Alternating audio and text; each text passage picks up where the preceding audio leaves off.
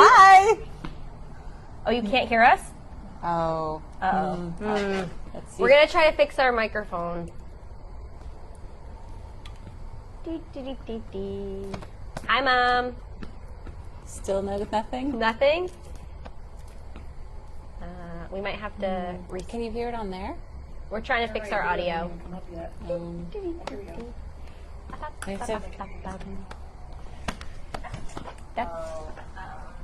Oh, good. That sounds good. That sounds great. All right. Okay, so we're good. Quick audio check. Audio check complete. Yes. Hi, I'm Sylvie Rinaldi. Hi, I'm Karina Tipton. And this is Town Hall Tailgate.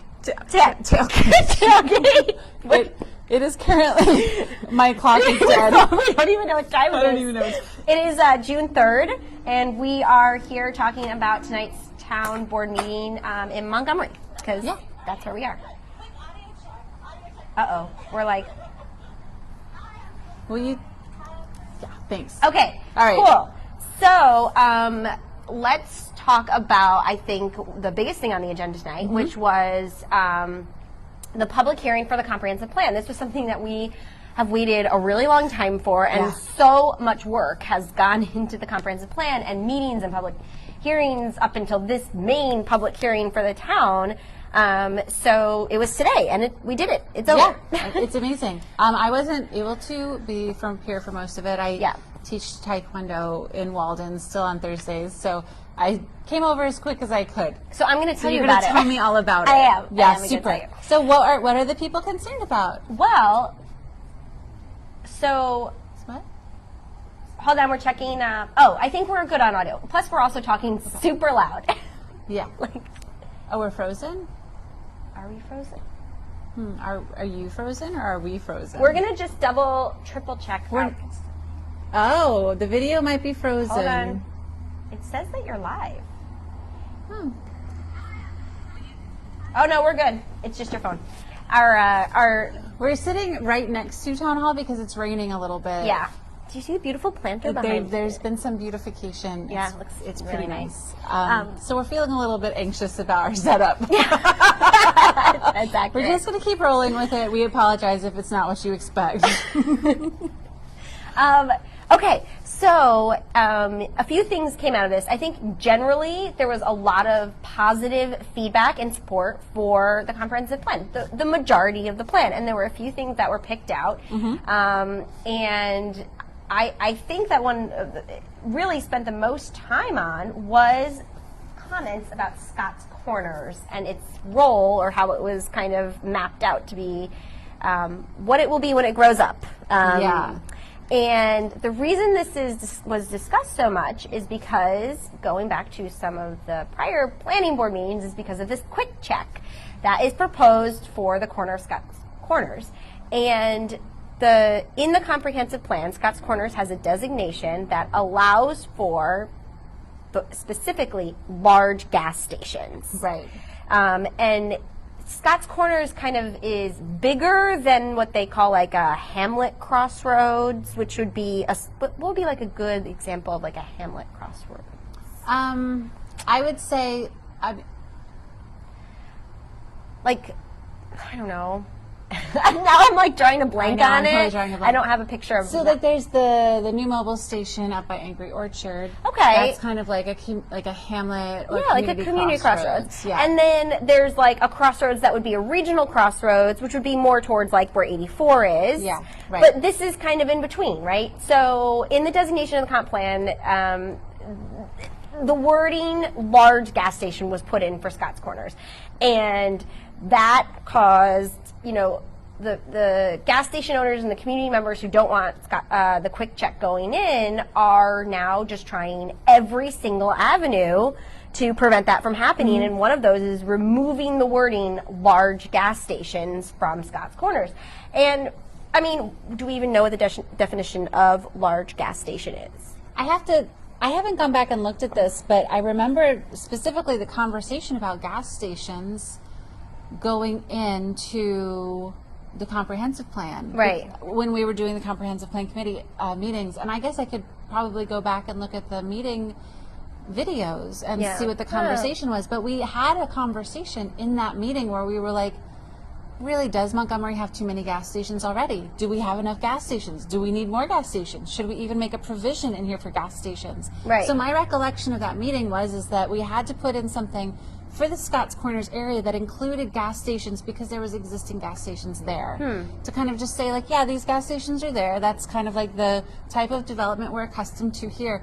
But I did not remember the large gas station wording. And I mean, it's been in there since the draft. It wasn't intentional. No. And they talked about that in the meeting. Yeah. So one of the questions that came up in the public comment was like, did you intend to put large gas stations into the Scotts Corners development because you knew the quick check is coming? Yeah. And Cindy Voss, who chaired the comprehensive plan committee, was like, absolutely not. Like, that was not part of the discussion. We didn't have any specific developments in mind when we were making the comprehensive plan. And specifically, we chose not to have those types of discussions. But after many minutes of them talking about it, ultimately they didn't decide to take that wording out. Right. So what it seems like is that the people who are fighting the quick check are going to have to use a different mode of fighting stopping this from moving forward, which will have to be the Zoning Board of Appeals, which is next in June. So I don't think if this quick check project was on the table that would have been so much time spent.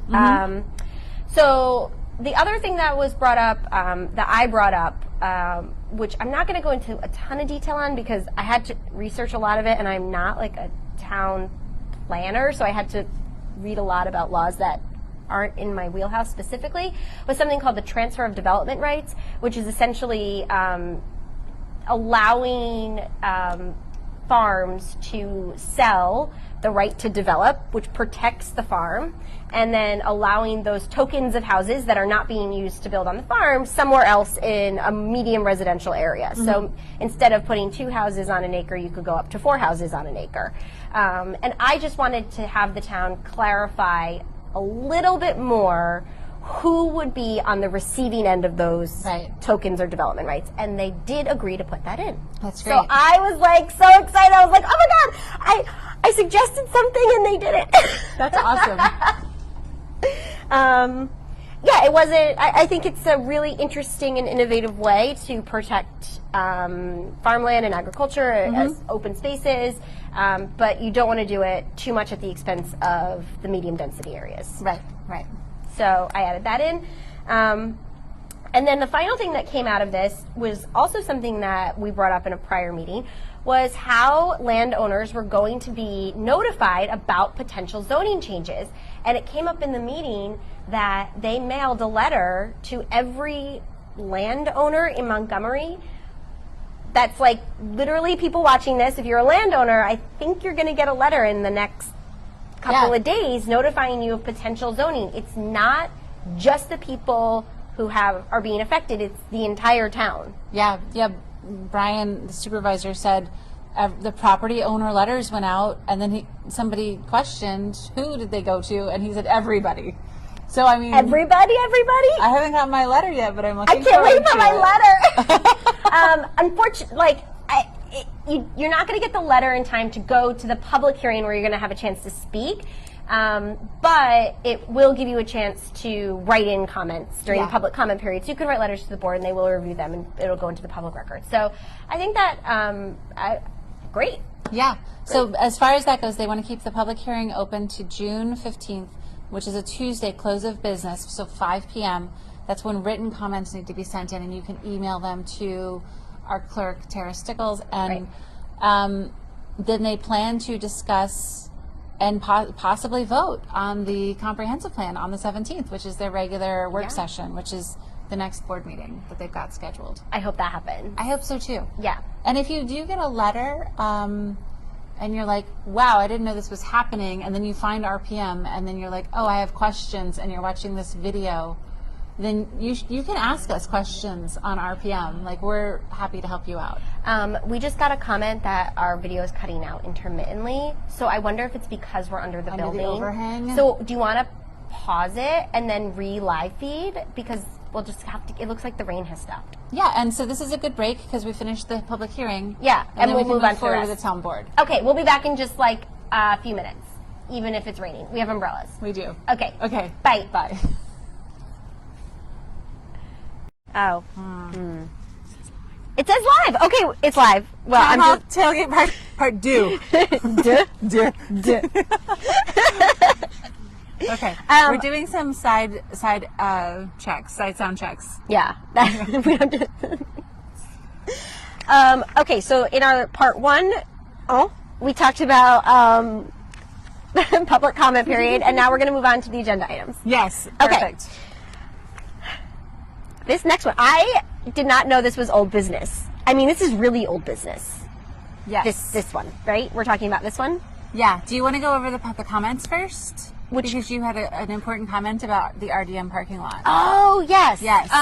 Okay, so after the public comments for the comprehensive plan, then it was just general open comments. Right. And one of the things that I brought up, which we had talked about in the planning board meeting from last week, is that RDM, it's a company that's building a warehouse on Neelytown Road, and they got a waiver to move ahead despite the moratorium, added a parcel of land to their project that was not part of the moratorium waiver, and proposed to put 300 truck parking spaces on that piece of property, and presented it in the planning board meeting last week. And then today in the town board meeting, I brought up that that piece of property is actually designated to be residential in the comprehensive plan, not 300 truck parking spaces. Although I'm going to say we don't know if it's truck parking, trailer storage, or truck staging. All of those have been used interchangeably, and they, to me, are very different. We're not exactly sure what it's being proposed. Right. So I just made a point that the planning board needs to talk to the town board, which Brian said that they would do. Yeah, and I think that's really important because I know that when I was commenting or reviewing the request for a waiver, the first thing I did was I checked the parcel and I checked where they wanted to put the warehouses, and I was like, how is this going to impact people that live next door? Right. And it was not great. I don't want a new warehouse to be developed on spec. Right. But I was like,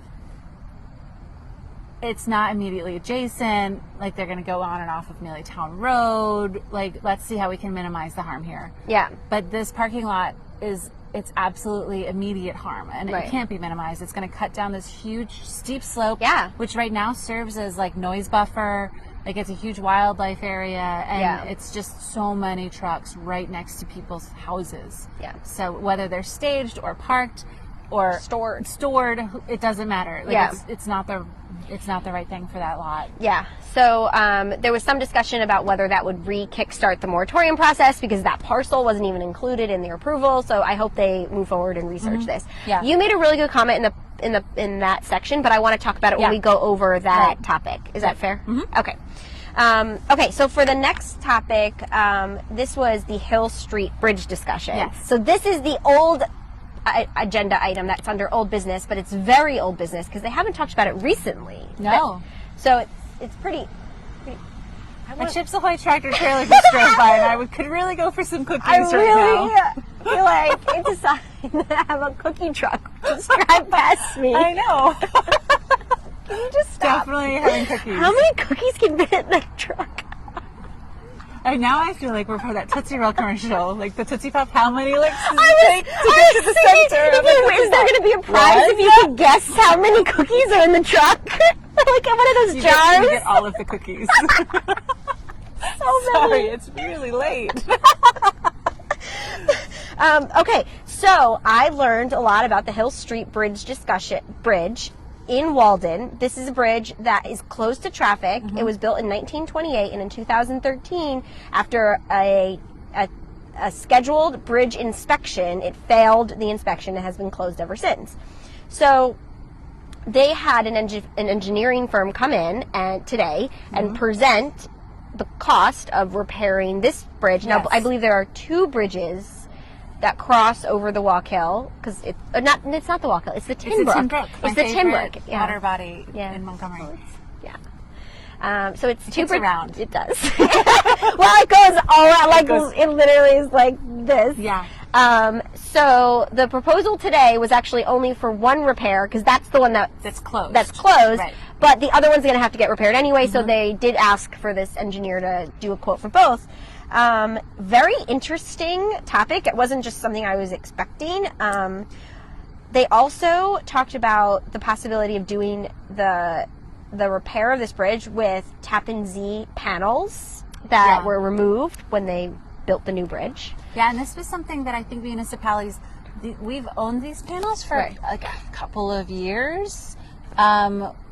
Municipalities were given the opportunity to buy them. They're just like discards, temporary. Yeah. They were temporary steel panels that were used during construction for a short period of time.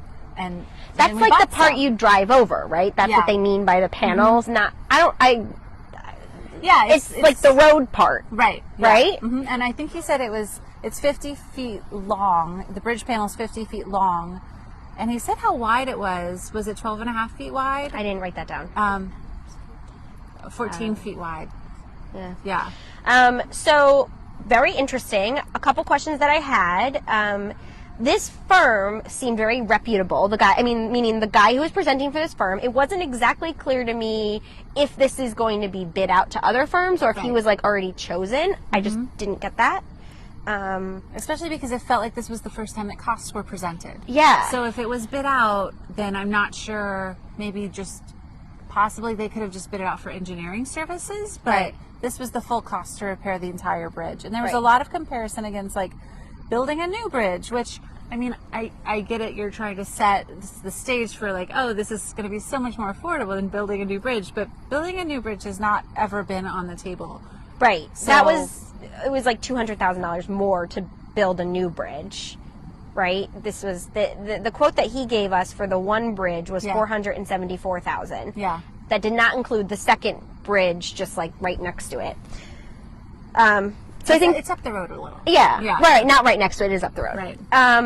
One thing that I had another question about is, was this ever in like a budget discussion? I'm not sure. Or like, and it's Village of Walden bridges. Yeah. So I think that's in coordination with the Village of Walden, but I don't understand the cost sharing that is on the table. They talked about going after a grant, but if they had gone after a grant, it would have really exponentially increased the cost of the bridge. Because the federal grant. The federal grant. Yeah. Because you would have had to do a lot more than just simply repair the bridge. It would have been like a big new bridge reconstruction project. Yeah.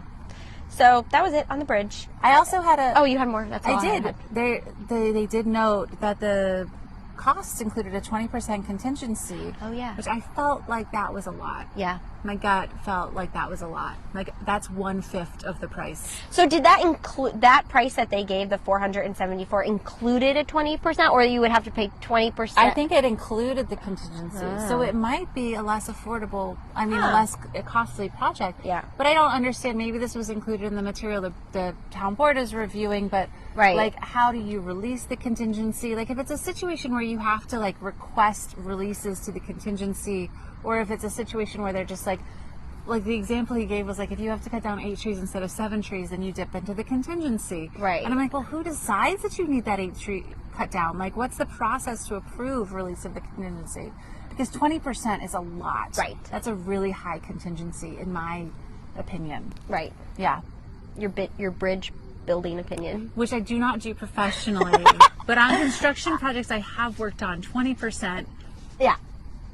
I trust you on that. It's a for lot. Sure. Yeah. Okay. Anything else on that one? No. Cool. Let's talk about the next one. I think this is actually like the last one, I think. So there's a couple of just general business things. Like they're going to pave Benedict Park and Berea Park parking lots. Good. They're also going to seal the rail trail. That's going to probably be voted on in a couple of weeks. Okay. That was...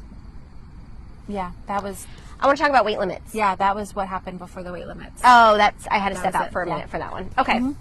So let's talk about weight limits. This is something that we have talked about in past meetings, in past tailgates. It's been talked about in past meetings. I think this is great that it's moving forward. They are looking to have a consistent weight limit across the town, have it be posted in clear, consistent signage, which is fantastic. Have a law that people can go to and understand what the weight limits are and how they're applied. I believe they had a draft today, but they decided they needed to kick it back and keep working on it, right? And it was not presented to the public, that draft. Yeah. You made a couple comments in the public comment period prior about this weight limit, and I think it's worth it for you to speak to them here. Oh, okay. Thank you. So I kind of said this to the board, but like one of the things that's really like gratifying, but also like really challenging about being involved in all of these conversations is you just keep learning a lot. So one of the things that I've learned because of the propane storage is that there's these overweight permits that the state just kind of can give out for certain types of people that are working, and different types of trucks that are driving around. But they restrict some roads for the overweight permit. Right. So like basically the state will say on these overweight permits, yes, you're permitted to drive this overweight truck except for on these roads. I did see that. So I suggested that maybe the town should also pursue the same practice. Like, Right. if there are going to be overweight permits that are granted by the state even, I think we could further restrict the roads that those overweight permits apply to. One of them being Canning Road. Yes, that was the one that was brought out by the supervisor as an illustration. The other thing that I mentioned was we don't have a lot of clarity around what local deliveries mean, because we do have a lot of delivery trucks that pass through different residential parts of Montgomery on their way to another residential part, so they can make a delivery. And I suggested that the town board include some clarity on a local delivery, meaning the place that it's departing from and arriving at. So like we have local businesses that are, you know, within residential areas, and they are going to have to make local deliveries also. So their departure address is like should be considered, and then the arrival address should be considered. Like, but you shouldn't have somebody that starts like over on the Maybrook side of town and then just kind of like skates around, goes down like Old Neely Town Road and then Beaver Dam Road and then like cuts through the village of Montgomery, goes through and Goodwill, then goes down. comes out. Like that's outside of the, like that's on their way to get from their address near Maybrook to their address on the other side, like on the Bullville side of Montgomery. Like that is not a local delivery. That is an opportunistic route to avoid certain traffic hazards or perhaps a DOT cop. Yeah. I love that idea. I just love it. And I think that they actually right then and there in the meeting when they talked about this asked Sean, the highway superintendent, to pick out a couple of roads that he would include in that law. So that was, I was like cheering in the back. I was like, this is great. Like Karina made a suggestion and then like right then and there it was included in the meeting. I was just so happy that you thought of that to put in, and I'm really glad that they moved forward with it. Yeah, I think one of the things, and this came up later in the meeting, but New York, we say a lot, New York is a home rule state, right? And it's the same thing, like, you know, the federal government makes a law, states are allowed to make a more restrictive law. New York State makes a law, the towns are allowed to make a more restrictive law on top of that state law. Like, I mean, there's always like a legal process to discuss it if people aren't happy with the law, but like, the town of Montgomery has not really executed that ability very much in the past. I love it. I think that was a really good idea, and I think that just having, you know, this particular law is something I really am in support of. Yeah, me too. Yeah. Cool. So that is the end of this discussion that I have tonight. Yeah, there was a bunch of personnel resolutions. Yeah, that was pretty much it. The other thing of note, Brian confirmed that he's going to be out on, you know, active reserve duty. I think he's going to a 2-week training. Duty. Yeah, active reserve training for 2 weeks. Right. So he'll be back, I think, maybe on the 16th, but they still suggested that Deputy Superintendent Ron Feller would be hosting the meeting on June 17th. Yeah. That's awesome. Yeah. Where can I see more of you this week? You can find me on the internet. I am at Karina for Montgomery on Facebook. That's my website, and also on Instagram. Cool. Yeah. And also, where can I find you? I am on social media. You can find me on Facebook at Rinaldi for Montgomery. I have a website, rinaldifor.montgomery.com, and my Instagram is Rinaldi for Montgomery, and that is because I am running for town board this year. As am I. Yeah, like you. And there's actually 2 seats, so you can vote for both of us, and we can both be on the town board in November because we like love this. Yeah, this is like, we're just into our town. Yeah. Also, like, if we're going to start walking around and knocking on doors, so if you'd like us to stop by your house, please leave a comment. We'll figure out a way to get in touch with you. We want to get to know more people in the town and find out directly from you the kinds of things that you're really concerned about, because that's really important to us. Like, that's I'm not running for town board because I like staying at town hall until 10 o'clock at night.